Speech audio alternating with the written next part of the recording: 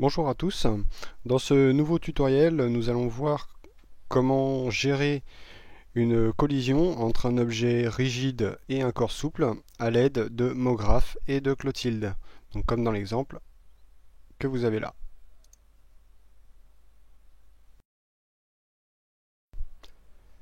Donc pour ce tutoriel, nous allons avoir besoin d'un sol mou,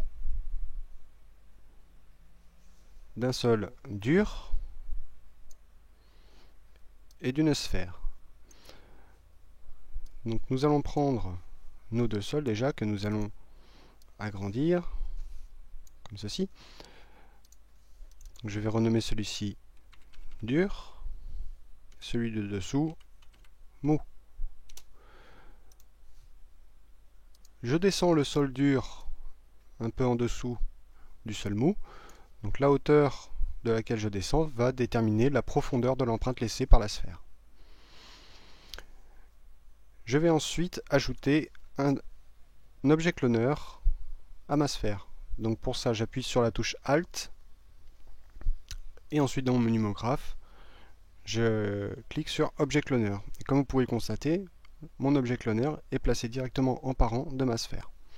Donc ici, je n'ai besoin que d'une seule sphère, donc je vais diminuer la quantité de clones et mettre uniquement sur 1. Et je vais donc monter la sphère comme ceci, puisqu'elle va ensuite tomber sur le sol.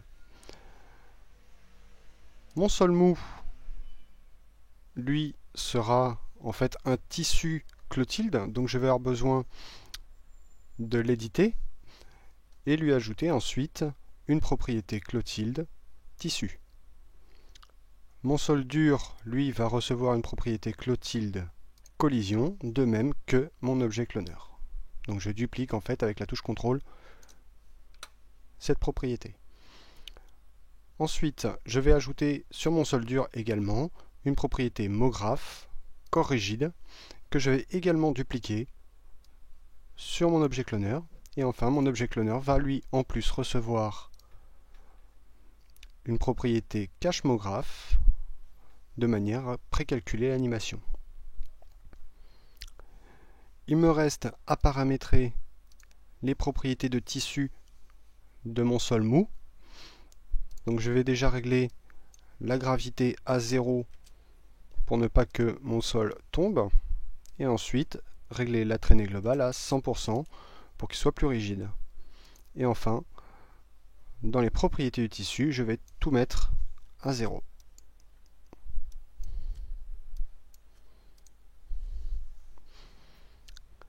Voilà. Je vais maintenant sur mon objet cloneur ici, enfin sur le cache de mon objet cloneur, et je vais cliquer sur conformer.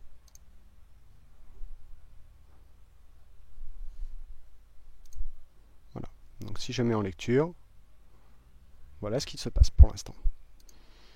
Donc je vais remonter un petit peu mon sol dur et recalculer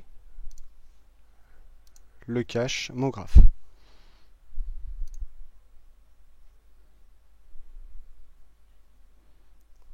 Voilà. Donc maintenant, je peux ajouter à mon sol mou ici un hyperNURBS. Donc toujours en appuyant sur la touche Alt, je clique ici.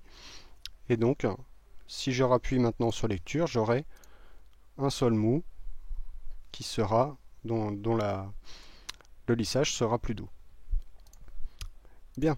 Si je veux maintenant que mon empreinte soit plus fidèle, alors je vais redescendre encore un petit peu, cette fois-ci, mon sol dur, reconformer le cache.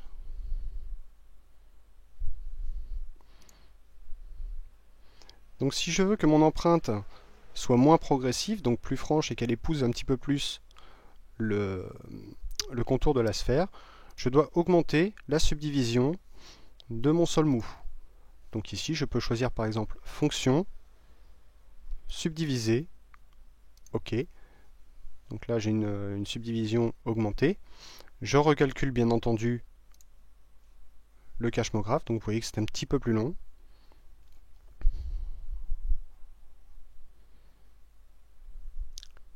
Et maintenant, lorsque je clique sur lecture, je vais avoir, alors bien entendu l'animation elle également, voilà. Donc constatez que j'ai maintenant une empreinte qui correspond plus au contour de ma sphère. Donc afin de donner un petit peu de mouvement à tout ça, je vais ajouter une ventilation. Donc la ventilation des particules en fait qui fonctionne également avec les dynamiques de mon graphe. Je lui ajoute une petite rotation. Hop, comme ceci. Je recalcule donc une nouvelle fois mon cache-mographe.